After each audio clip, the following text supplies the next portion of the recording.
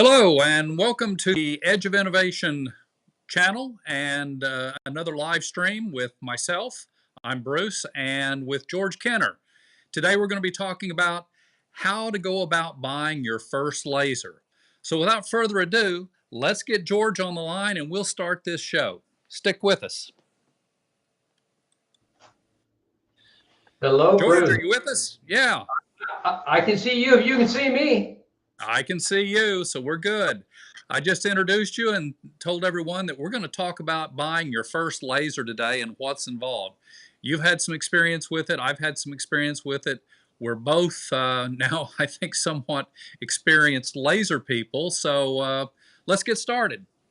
What advice would you give to people on buying their first machine? Well, I'll say first, I'll give you a little background about when COVID hit, or even a little bit before COVID hit. I bought a CNC router.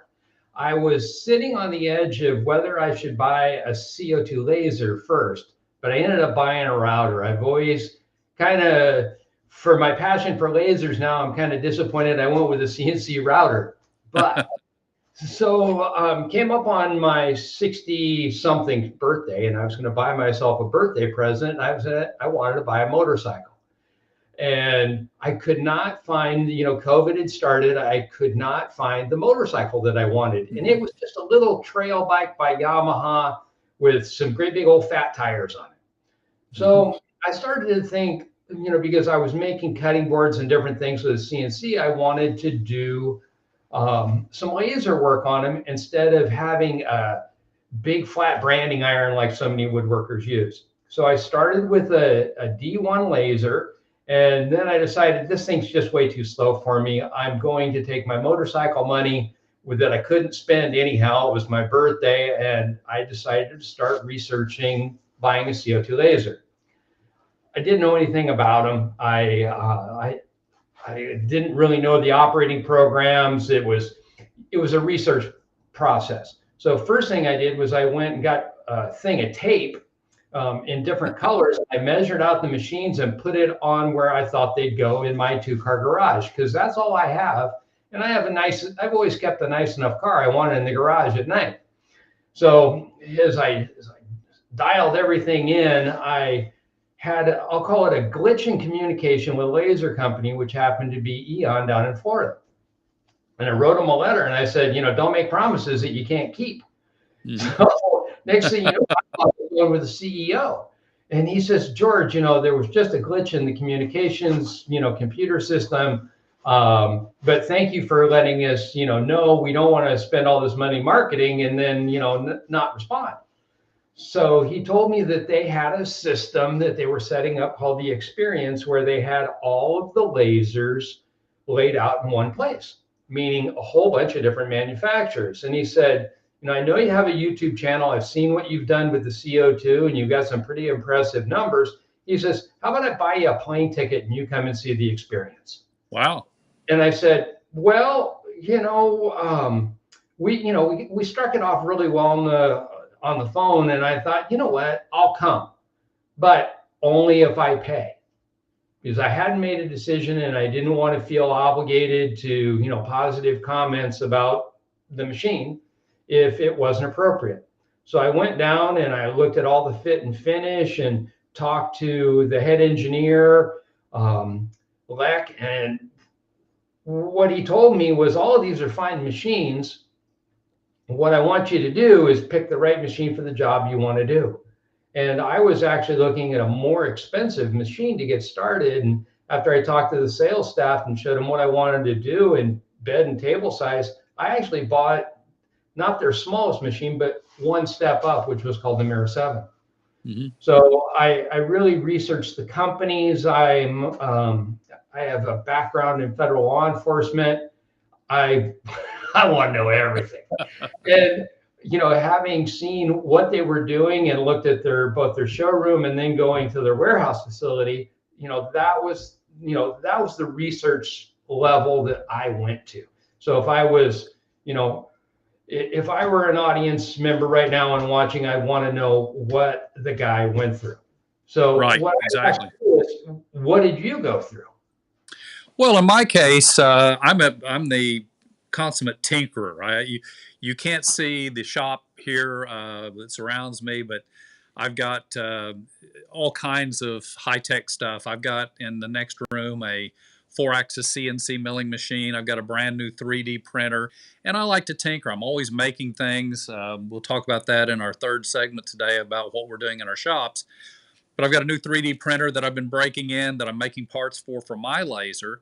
And as part of the process, I happened to come across these laser cutters and engravers. I bought a diode machine, and you can't see it in the pictures. Let's see if I can maybe pull up something here. I don't know if it's going to show up in, yeah, you can't really see it.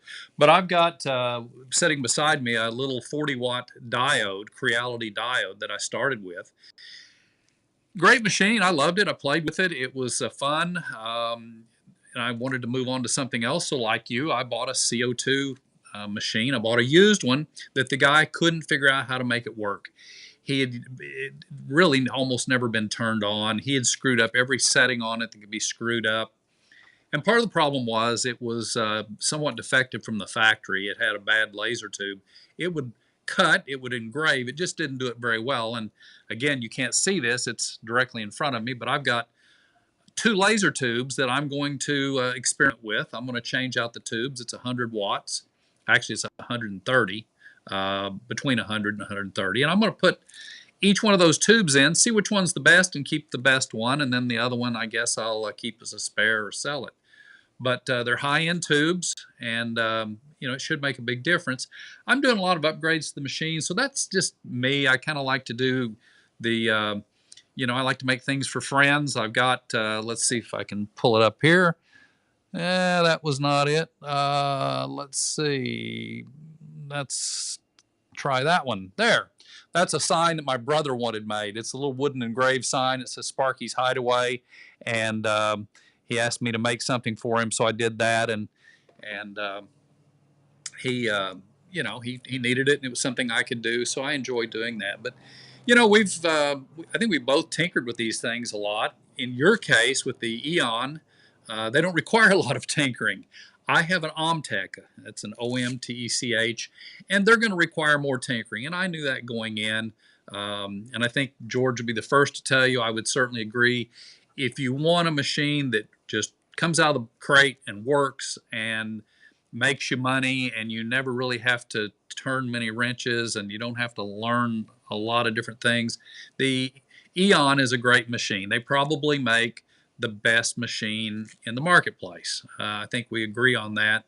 I visited a factory as well. I've been up there. It's in Florida, and I've been up there as well. And great people, great machine. They have a wonderful reputation for customer service. In my case, I knew going in that I wanted something I could tinker with. My machine was probably 1/3 the cost of George's, so you get what you pay for. And it's a great machine, but if you buy it, you're going to probably need to learn, you need to know how to turn a wrench. And if you don't know how to turn a wrench, and you don't know what a Phillips screwdriver is versus a flathead, you probably should spend the money and go buy an Eon or a Thunder or something else. So that's how I got into it. So, when I started to get involved, I almost felt like I was an anomaly with some of these companies, because here I'm an older guy going to do it as a hobby, but I'm purchasing a relatively expensive machine. Well, one of the things that I've noticed is it is, starting in the diodes, going up to the CO2s, and now even in the fibers, there was a large marketing direction, or they were trying to sell the machines to women. A lot of them. The Glowforge was, part of their marketing, and their demographic for who they were selling the machine to was probably really more women. It wasn't very many older retired guys. And I said, really, there are a lot of people. And when I've talked to, the different companies, they say there's a lot of guys like me out there that could afford to buy one of these machines, and their wife, they've just retired, or, they're coming up on retirement, and their wife's like, get out of the house, go out in the garage and do something. Well, yes. To me, that inspiration, is part of what I've done. Now, I and I hope we can talk about this in a minute, is, how you can make money to even pay for this machine. So that Oh, I use the analogy in one of my videos. I said, you can buy a motorcycle that can get you killed and really, upset your wife that you bought it, or you can have a laser that can make you money, and it's a justification, and you get to spend more time on it. You can go out in the garage in the winter and use it, and you can make money. And then as soon as you say you can make money, everybody gets excited. My brother-in-law just retired, and he went to the edge. I think he was like, I want more and more Social Security. And he was a senior engineer for a aerospace company. First thing he did was he sat around for about 3 months. He drove my sister crazy, and he went out and bought himself a little metal lathe. I mean, yeah. there are so many men and people out there that have additional skills that if they put them to work, they Yes. they would be a lot happier. So I don't care, in the way that I look at the videos and things that I do. One, get involved. Be Yeah. inspired. Go do something. Two, get the right tool for the job and for your skill ability. And three, go do something. If those things are, those are my priorities, and in that order. It's not important to me which machine anybody buys, but as you talked about tinkering, Eon just came out with a absolutely toolless methodology to replace the mirrors in the machine and the optic lens. So there's even on some of their higher grade machines a warning heat sensor that goes into the machine so you can pull it out. So from the perspective of truly the professional engraver, he has less time during the day to do the maintenance on his machine. And for the brand new guy that's fearful of the level or degree of tinkering, it's erased. I Yeah. mean, the industry is getting better and better. If a year from now somebody watches this and they go, yeah, I mean, it's Exactly. getting easier. They're making it easier. It's kind of like when you and I are old enough to know when computers got started with MS DOS, control prompt. Absolutely. There was Windows. Well, we're moving past Windows. There's some things that are going on that are making manufacturing, small items and customizing small items easier and easier all the time. It is. Yeah, let's go ahead and jump into how do you make money with these things? I mean, I think people come into this, they go to YouTube, maybe they have a friend who's bought a laser, or maybe they're freshly retired and their income isn't quite what they thought it was going to be. So now they're looking for something to supplement that income. They're like us. They're somewhat retired, and they've got plenty of time on their hands. What can they do to make money? And they look at these lasers, and in the scheme of things, they're really not that expensive. I mean, if you go my end, for example, I saw a laser just like mine on Facebook Marketplace yesterday. It was in Minnesota or somewhere, but it was $3,000. It had all the accessories, everything you would need to start a business. If you go buy something like George has got, you're probably going to spend $7, 8, 9, $10,000. I mean, it's going to be on up there, but in the scheme of things, if you're in a business, that's not a lot of money. And you can, if you do it right, you can make the money back quickly. So, and George knows this. I've seen it in this business, and he would tell you the same thing. Some of these people are making some serious money. I mean, we see it in the groups. We talk to some of these people, and they're not just making a living, they're making a very good living. And I haven't ever told George this, and he doesn't know this, I don't think. But there's somebody in my little town here in a very nice home who has some daughters. I can't get very specific, but they have one of the machines like George has got in the garage, and they have a charity, and they're making things for not only their charity, but they're selling things to other charities, and they're netting, I hear they're netting. Now, it could be they meant grossing, which is very different, but the revenue is over $1 million a year now. I don't know if they're making that or selling that. I'd have to be honest there. But, this is two basically high school / college kids, and they're both girls doing this. It's amazing. Bruce, when going through the process, I watch a lot of YouTubes. I don't turn on the TV other than, to maybe watch a movie on Amazon, something like that. So there was a man, there's a video that's out there. It's another manufacturer's machine. I want to say Trotec or Epilogue. And this man goes in and he buys the CO2, but he does the reverse of me. He would rather do wood.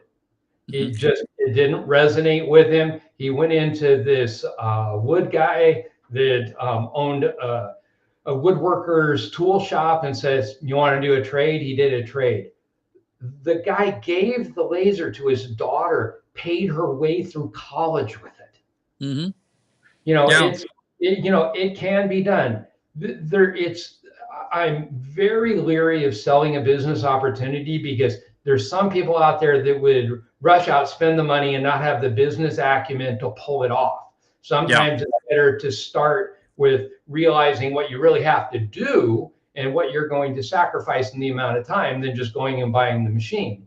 But for somebody like me, I could immediately make my machine pay for itself.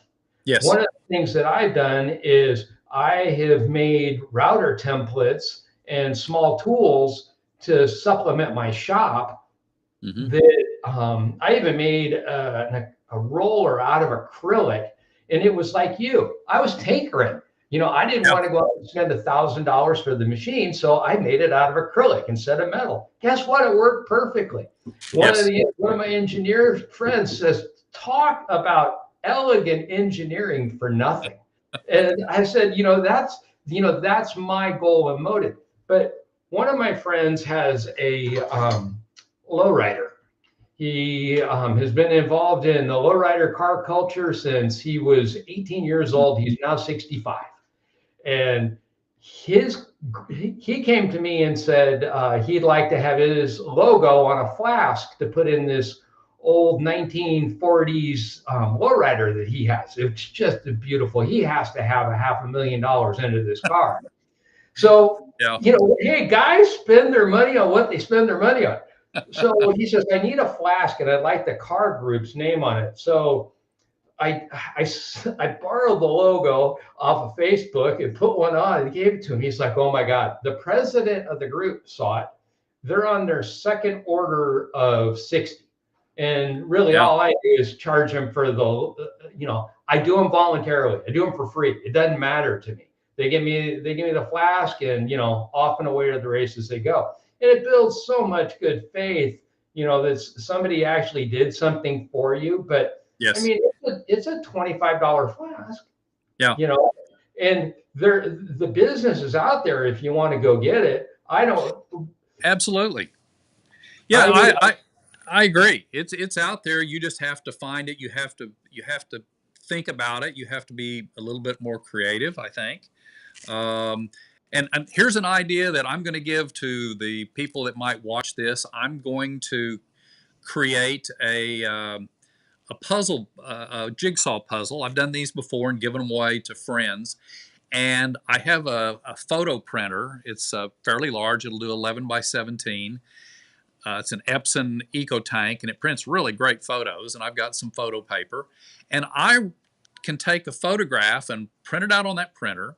And then I glue it to a piece of 3mm, which is about 1/8" plywood. I stick it on the laser and I cut that out and make a jigsaw puzzle. I've done quite a few of them for friends. I'm going to take this a step further because someone that I know several people that have Airbnbs. And it's not unusual if you rent an Airbnb to get some sort of a small gift. The other thing that I've done with my laser is make very nice wooden boxes. You can actually go online. There's a couple of websites that you can tell it how many sides and give it all the parameters, and it will create a box for you that then can be cut out on a laser. And I've done quite a few of these actually. Or you can go to Etsy and you can buy the files on Etsy sometimes. And I'm going to create a really nice box that says, this is our gift to you. I'm going to take a photograph of the Airbnb house. It's a very, very nice house. Make a jigsaw puzzle, put it in that box, and give it to this person with the Airbnb and say, hey, when your next guest comes in, they're paying a lot of money for this house. Here's something you can give them as a gift. Now, I'm not starting a business. I don't want to do this for a living, but there is one idea that you can use to go out, and I guarantee you there's literally a million Airbnbs out there, and they are all looking for something unique that they can hand out and give away. And this Airbnb that I'm talking about, they're renting it for, I think, $400 or $500 a night. It's like an expensive hotel.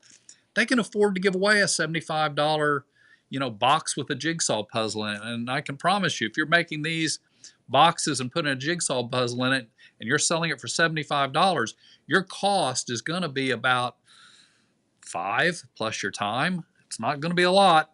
So there's money and profit here. There really is. I know a couple of police officers and firemen that are running side businesses with this. And one of the things that happens to police officers is they're responsible for their equipment. So Yes. sometimes the police department will buy them their handcuffs. Sometimes their handcuffs are their own property. Well, this police officer went through and for $15 would engrave the name of the officer on the handcuffs, because sometimes handcuffs will get messed up. To police officers, that's a big thing. This police officer saw the market. There's so many markets out there for doing this. And then next thing you know, she told somebody what she was doing, and it was a fire chief. She told what she was doing. The fire chief says, all the equipment of the fire department has to be serialized and inventoried. Can you come and do this? It was, it's real work. It takes a real tool. It is expensive, to buy the tool, but you have to have the connections, and sometimes you got to look outside the box. Well, speaking of that, we talked about Omtech, we talked about Eon. In reality, all these machines are made in China. They do, in the case of Eon, they bring them in, they put some of their own modifications in them, they kind of make it their own, so they do extra things to them. In the case of my machine, Omtech, it comes out of a Chinese factory, it gets shipped to LA. They take that crate off the boat and they send that crate to you. They don't do, I don't think, anything to them. You're paying a markup. I know you like Eon. I love the people at Omtech. I've had a good experience with it. But if money really is a problem, you can go on Alibaba. There are some of these Chinese sites. You can go directly to the manufacturer, and you can order these directly from China. Now it's going to be cheaper, and it's going to be maybe a lot cheaper, substantially cheaper. But you can do that, and there's a lot of people now who are doing it. Sitting over here off camera that you can't see, my laser tube, I ordered it directly from China, from Yongli, which is one of the premier tube makers. I ordered directly from them. They shipped it to me. That tube in the United States, at least $1,000, because it's a high power, it's their best tube. At least $1,000, maybe $1,400-$1,500. In China, I bought that tube for $364 and had it FedExed, which is about another $364. So it was about half the price. And I know George has had some experience with this. And George, talk about sending money to China. Part of my background was banking, and I'll call it the fear of sending your money to China and having something happen to it and not getting the product and having no recourse is big.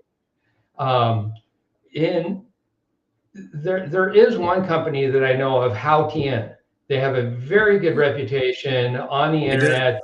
You basically make fiber lasers. There is a way, I think, to go through Alibaba and pay for it and use a credit card. What I would do is I would certify with my credit card company that if the product isn't never delivered, that they could reverse the charges. Now I understand that through Alibaba that is possible. but I've never Yes. certified it. I have no experience with that. The reason that I would probably not do that as a beginner is that if there is a problem, during the shipping and it doesn't arrive, trying to communicate with customer service and the other side of the world and not even having the experience to know what is wrong, not having the test equipment, that's where companies that have American support would probably be worth it. When you're buying it, if you're naive to the marketplace and the tool, probably not the thing to do. But I have seen where a couple of people have bought their third, fourth, or fifth laser, and they'll go out and they'll try that.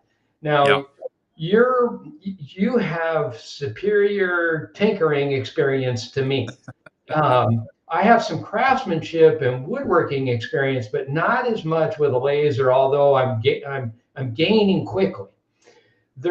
Especially if you're setting up a business, you can go out and buy all the patterns and everything that you need to start making these. You don't really even have to learn how to do anything other than import the item. You Yeah. know, You the, can go to Etsy. I mean, my God, everything you can think of is on Etsy.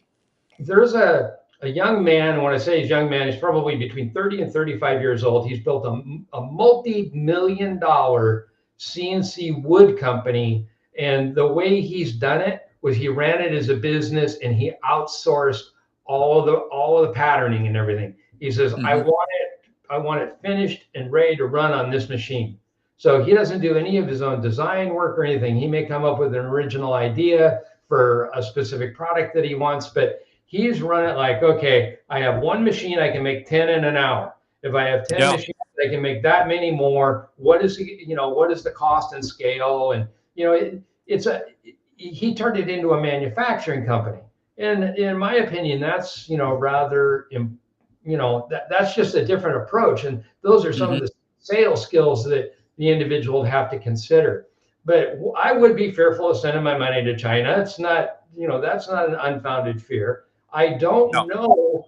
I don't know of anyone that would do a what I'll call an escrow on personal property, although that's probably an excellent business to get involved with. There's a lot of machines that are manufactured in the higher end laser going into the light industrial that are between 50 and $100,000. There's one machine that I saw that, and I have actually a sample piece from the machine. It'll cut out about quarter-inch steel without a burr. It's not like a plasma Yeah. cut, and Yeah. it'll run on 220. Hmm. And you put it in your garage. Now, handling the metal in your garage to put this in, that'd be a whole nother deal. You'd have to be a pretty big guy or have some sophisticated railing system. But those things are out there and available. That would be a piece of equipment that I would probably want to put through a personal escrowing it the same way that you would a house. And that is available, but it's just rare. Yeah, no, I know that Alibaba does that. I've never used it, but I know that service is available.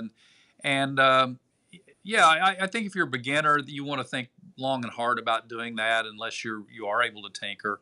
Um, my experience with, and I'll make this quick, the laser tube, I they were very nice, very easy to deal with. There was a time delay there. It's 24 hours. You send something over. It's kind of like communicating with someone on the moon. It takes a while for the message to get there and return. But they were very nice to deal with. I actually wired the money over. Took the chance and wired, almost $700 over. And as it turns out, I sent the money in U.S. dollars. It got to a bank in Hong Kong. The bank, for whatever reason, who knows why, would not deliver the money to the laser tube company because it was in US dollars. It had to be Chinese dollars. Well, there was some back and forth, and I finally said, okay, I will PayPal you Chinese dollars. Can you take PayPal? And they said, yeah, we can. That's no problem. So if they'd told me that in the beginning, it would have been much easier. So I actually double paid them. I took the risk. So I paid for it twice, and they wire transferred the money back into my bank. It took about 10 days for this all to take place. But they did it. They were very honest and trustworthy. And once they got my PayPal money, they shipped out my tube, and God, I got the tube. They shipped it on God, I think it was on a Friday, and I had it the following Thursday. It was unbelievable. I mean, it was really fast. When I was at the ISA show in Florida, the International Sign Association show, there were booths that had nothing but laser tubes. They had no other product than a laser tube. So laser tubes, they do need to be replaced. One of the things that Eon just came out with is what's called a docking station. The tube will actually come from them pre-adjusted. You slide it in. There's no additional adjustments. Everything's level and flat. It's already been determined. Now that particular machine, Bruce, that's popped up on screen, that one has an RF, a radio frequency tube in it. That's their smallest laser, called the Mira 5S. I just did a video on this machine, and where it's probably going to do the most is bring in new hobbyists, because it's so easy to operate with. It's a light burn based machine. All of the optics require no tools to change. There's plenty of room to work on it if you needed to, and it's under $10,000. It's a fabulous machine, and the depth in this machine, like if you were to compare a Glowforge, I don't even think you can get a 40-ounce cup in a Glowforge. So this will take the 40-ounce cup. And now that's one of the most popular pieces that's engraved in an engraving shop. And you can get a so much smaller machine and dedicate your bigger machine to something else.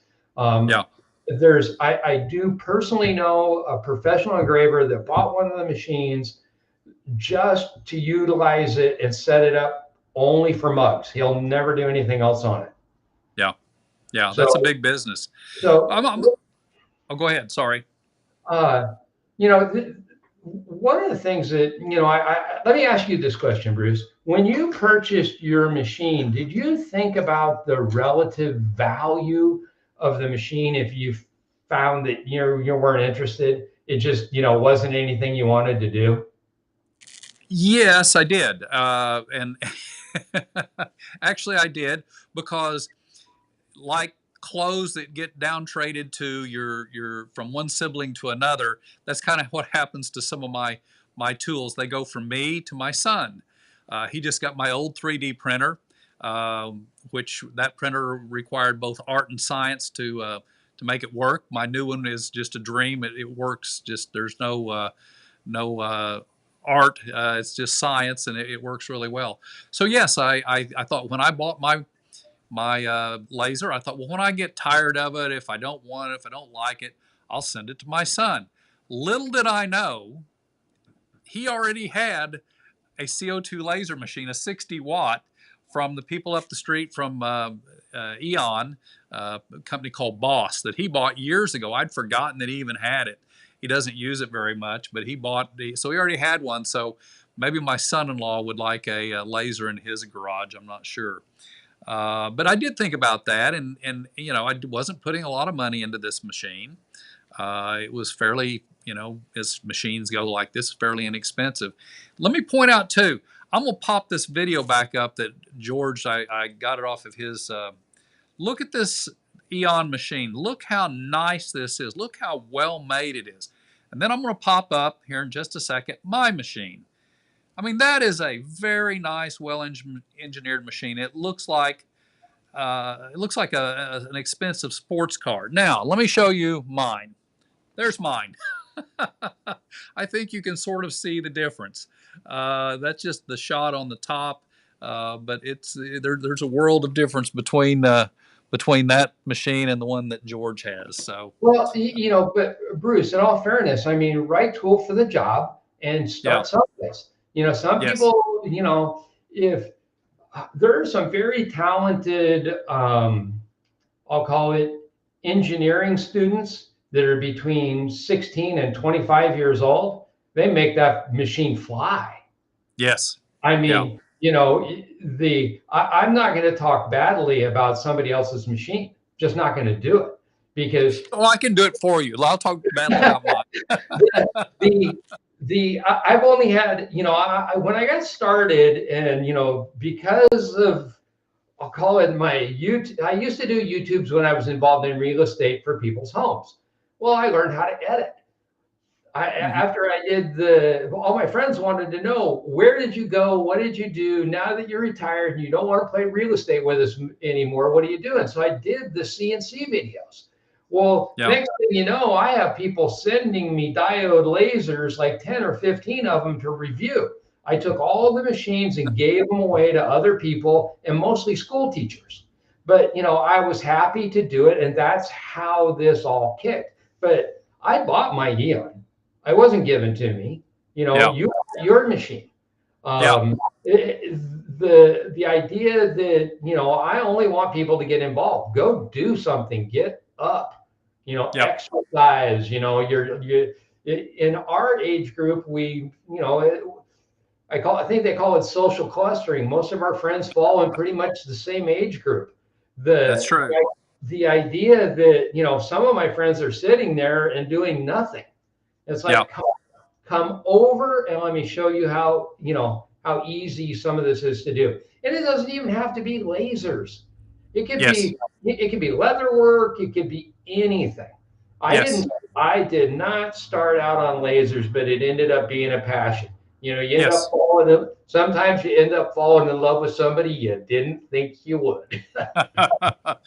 Well, we've talked about how you can use these lasers, and we didn't even cover fiber lasers. That's a whole different world. We maybe need to do another one of these and talk about fiber lasers because you can do so many things with those. George has one. He's using his. Mine is actually sitting over in a crate over here that I've had for a couple of months and haven't unboxed. I've got so many projects going on, but that's a whole different world. And we'll get into that maybe in the next one or something, or in a future one. Um, let's talk about if you're ready, let's talk about what we're doing in our shops. What have you got going on? I saw you doing you bought a new CNC router that looked interesting. Yeah. Before we go there, I want to Yep. give, I want to talk about the education that is required. You know, a lot of the machines, especially the companies, you get the bulk machine, you don't get any education on how to use it. Well, the education is out there and available. It's on YouTube.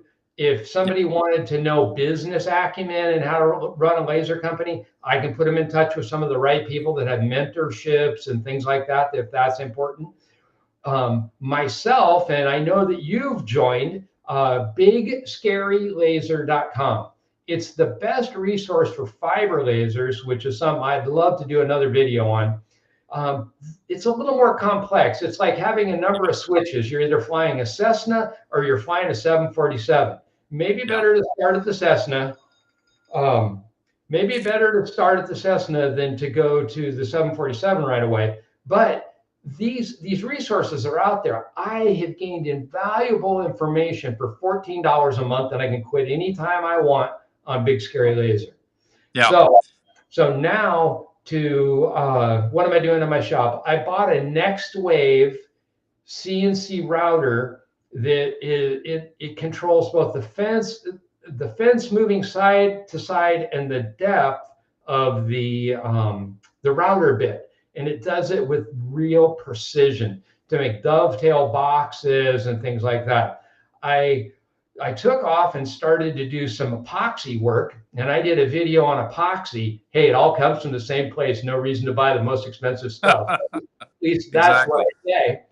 And I have some tables that I want to make, and I needed a router table. So instead of buying, I could have spent the same amount of money buying just a standard router table. And I thought, I'm going to go to this CNC because if it'll do a bunch of my measurement work for me, I'm game for it right now.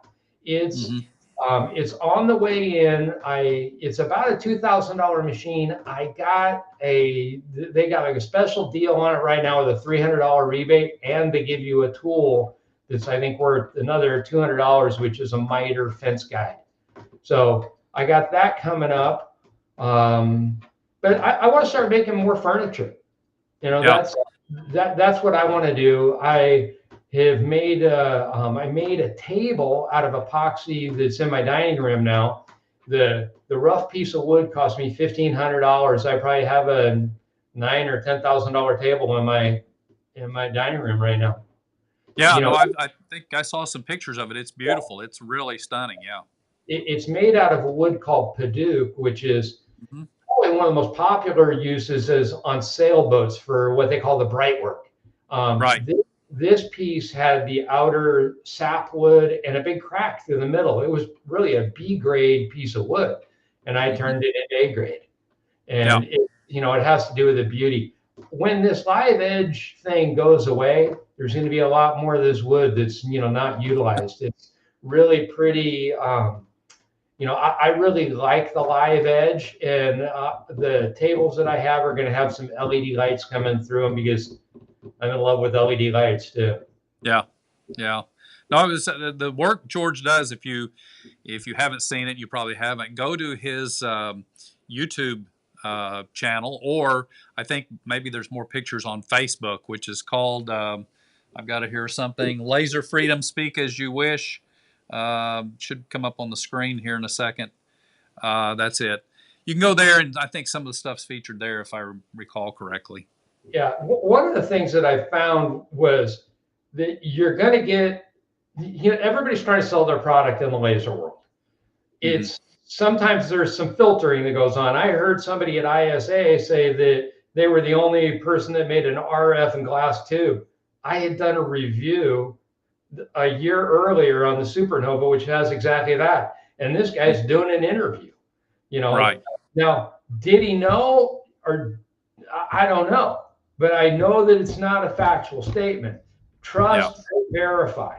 Yeah. Don't believe me. I don't want anybody to believe me. I want them to verify all the little pointers that I give. Think of Yeah. me as more than breadcrumbs in the road. Yeah.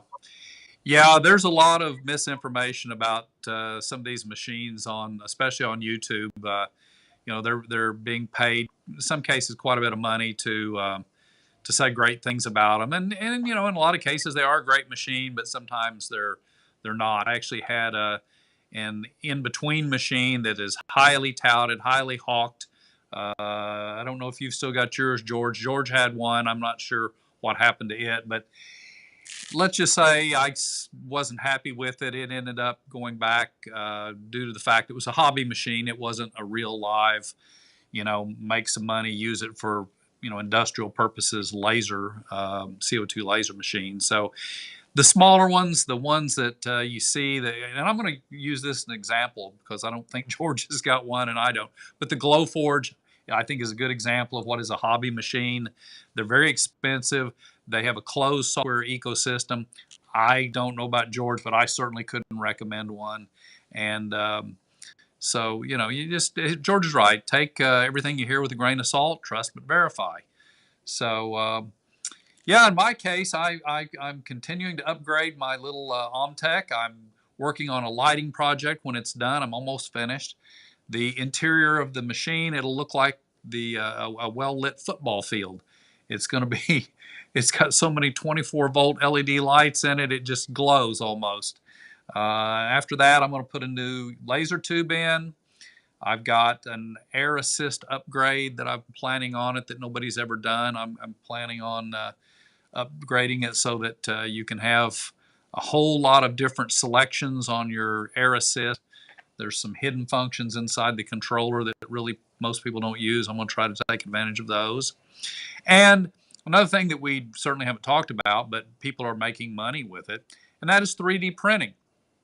I've been doing 3D printing since 3D printing started. I don't know, 6, 7, 8 years, a long time.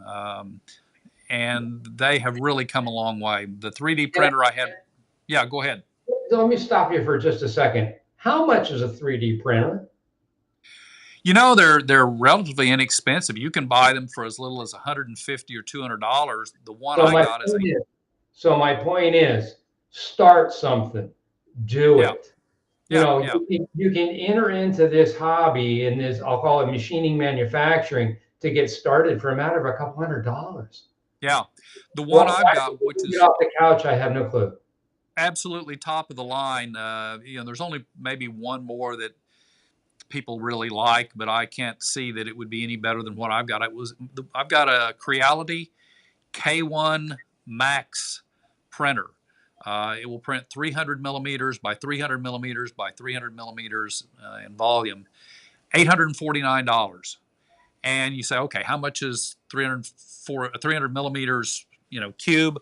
This is an example.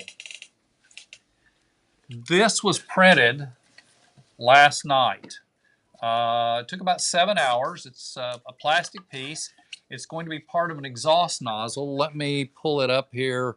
Let me find, let's see here if we can pull it up. And bear with me one moment. And we'll get it up here. Yeah, there we go. So this is something I designed in a program called Fusion 360, which is used for a lot of the 3D printing. But this is going to be an exhaust nozzle that goes on my Omtech laser. And it's going to be 3D printed. It's about 11 inches tall. I actually made it in multiple pieces because maybe it's more than that because it was too tall. And you can see it's hollow on the inside, and it's got two exhausts because of my exhaust system, the way I have it set up. It just works better for me. So that's what I've been designing. And the old printer that I had, if I printed this would have been 40 hours at least to print this, and it probably would have failed a couple of times. And in my case, let's see if we can get back here just a moment. Bear with me. Get George back up here and see if we can get everything. There we are. Let's see if we can get back.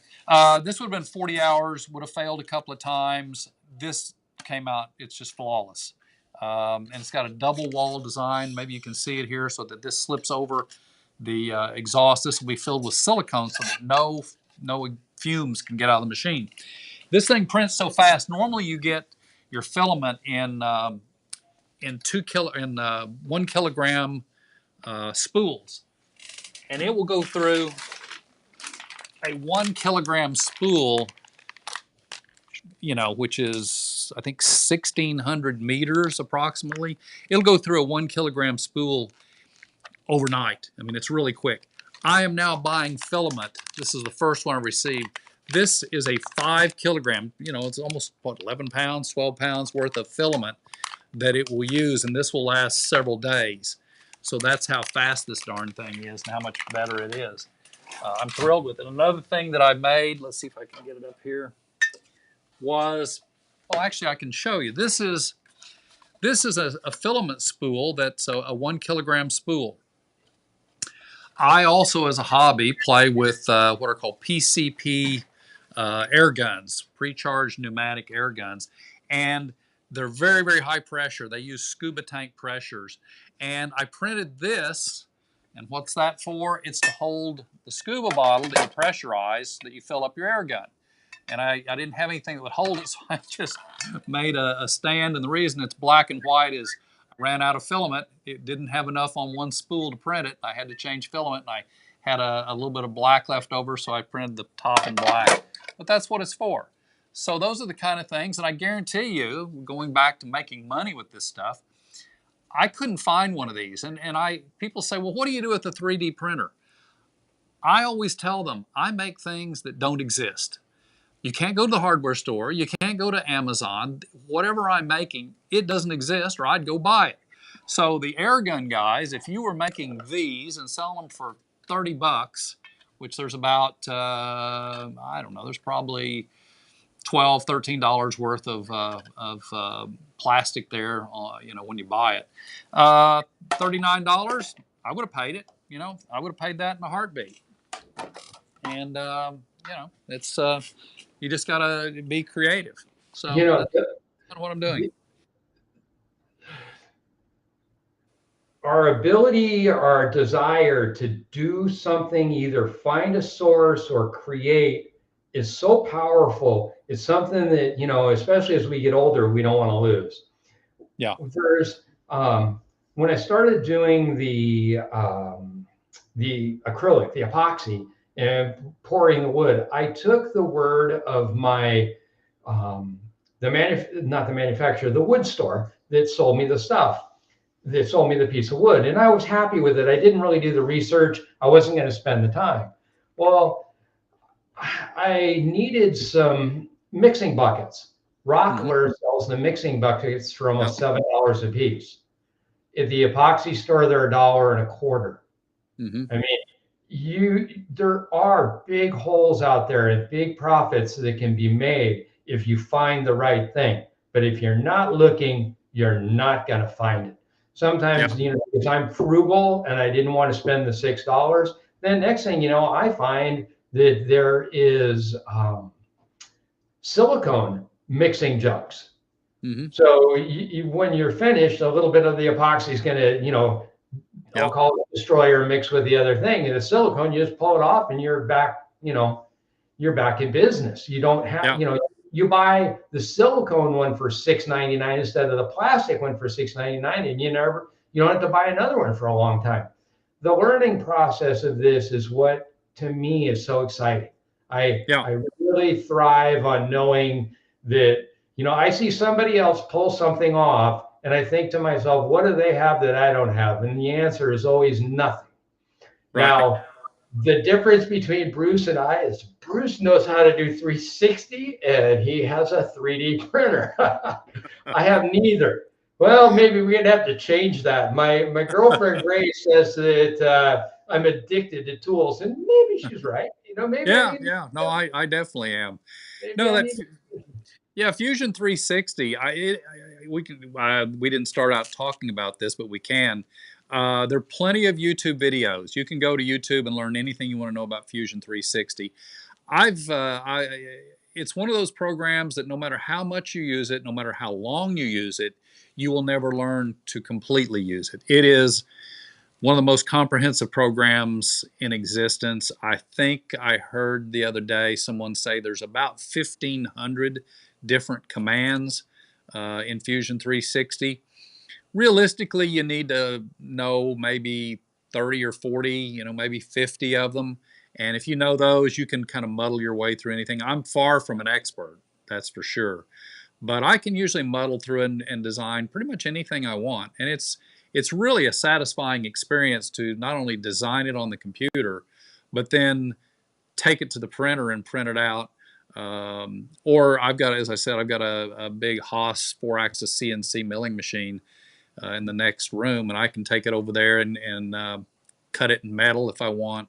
So, and that's how I started using Fusion 360. It was on the Haas.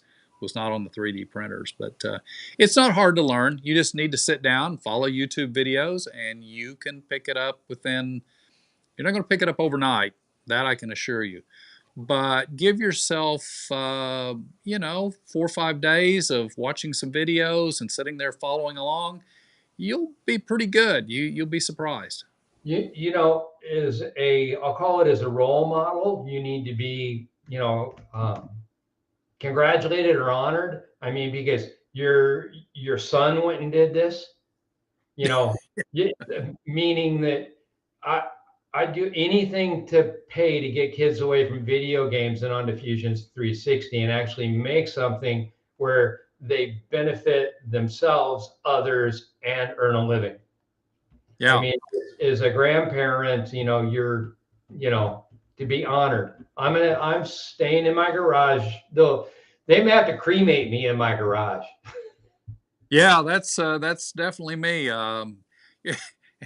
And we probably ought to think about wrapping this up. But one of the things I did, and I'll kind of end with my part of this with a quick story, without saying who and without going into all the details. I actually made some using my CO2 laser. I made some coffins of all things, but they were funny coffins. These were, and I don't have one. That's one over on the workbench, I think. But I made some small coffins that were really, really fancy. I mean, these were really, not just really out of the ordinary. Out of some walnut and some birch that I had, and the idea was going to be as a box for maybe pets. But after I made the first one, I thought, well, I was talking to a friend, and he said, well, you could put voodoo dolls in there and put funny sayings on it. And I have to say, I wasn't the one that came up with the idea. And I thought, wow, that's a great idea. So I talked to someone, and I said, they saw the coffin. And I said, well, this is what you could do with this. They went on, I don't know, eBay or Amazon. They bought some voodoo dolls, and then I know they made some of their own. And they're now selling them, these little coffins. They're about, I don't know, this big, made out of wood. They're real fancy with these funny sayings on them that I remember one of them. It said, when you opened the lid up, it said, honey, if he's cheating on you, you know where to stick these pins. With a voodoo doll in it. And they're selling them for, I think, $40. And I'm not cutting them. I'm not cutting them on the laser. They've got, I think, somebody else doing that. But again, it probably cost, I bet it was $3 or $4 worth of wood. It took me about 30 minutes to glue one up, and I showed it to them, and I made a prototype, and then I said, you can do it from here. And yeah, they're selling them left and right. So. Somebody asked me what would be the best thing, the best genre to go off into. And I says, the most profitable are the ones that are probably the hardest to do, which are religious, political, and off-color jokes. Yeah. But they're really the ones that sell. Our media's desensitized us to, so many things, but, behind the scenes, we laugh. Well, those people that, do the things behind the scenes and laugh, they'll pay for it. They love it. Also, groups, a group affiliation, I went to the same school, anything that binds people, you'll make money. Yeah. Yeah, I agree. Well, George, we've probably been on here. Let's see. It says we've been here on here about an hour, almost an hour. So we might want to wrap this up. I think probably anybody that watches this will probably be tired of looking at both of us after an hour. I hope they've learned something, though. I hope one person watches it all the way through or through any portion, and they go out and get involved and get off the couch and realize they're not done yet. It was worth my hour. Yeah. And I'd be happy to do it again and again and again. Yeah, me too. And I hope that somebody will take from this the fact that you can spend some money, put some effort into it. And if you're retired like we are, even though we're not doing this, you can certainly make a lot of additional income. Or if you're a mom home with little kids and you need something to help occupy your time other than the kids, although they will usually take care of that for you. But you can have a sideline business. We see it. George and I see a lot of this. People have these in their bedrooms or in their garages, these lasers, and they're making Christmas tree ornaments, or they're making cutting boards. Who knows what it is? And they're doing pretty well with it by putting it on Amazon, eBay, Etsy, the usual places you might suspect. So, in closing, I have another trip planned to Florida, but that's on the down low. I don't want everybody to know. Okay, well, you got to come visit. Yeah, no, that's it'll be probably mid-July. So maybe we get to go out and have a cup of coffee. And next time, these are my Ray-Ban Metas. They're not they're not my Roy Orbisons. They messed up the prescription on my, look like a regular person glasses. And this is all I got to be able to see right now. So you'll get to see me and I won't look like Roy Orbison. Well, with those you can snap clandestine. I never can pronounce that. Yeah, I got photos of things. Yeah. When I was down in my laser, if I wanted to be able to put, the information up in social media and get more of a close up, I could do that. And walking around the show, if you want to get, a panning, you can actually go live on these. Yeah. We're a couple of techies. You know who the first person to buy a new Apple product is? Well, if it's not you, it's me. It's a 65-year-old man.